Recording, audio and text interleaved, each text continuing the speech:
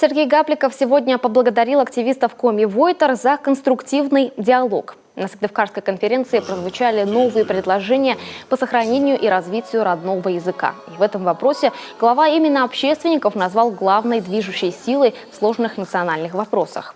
Помимо этого, у движения всегда есть конкретные предложения и по решению социальных проблем. К ним прислушиваются, например, при рассмотрении регионального бюджета и стратегических планов правительства.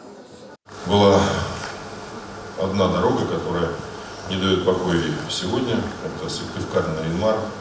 Вы знаете, что мы буквально в этом году на год раньше сдали достаточно сложный и очень важный участок, почти больше 40 километров. Это Малая Пера и Райоль.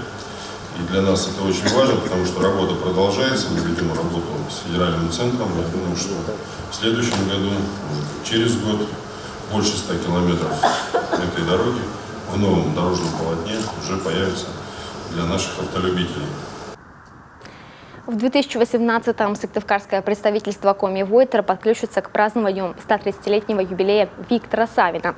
Первым делом, уверены активисты, необходимо отремонтировать памятник Коми-драматургу и площадку перед драмтеатром. А еще общественники предложили установить мемориальную доску поэту Геннадию Юшкову.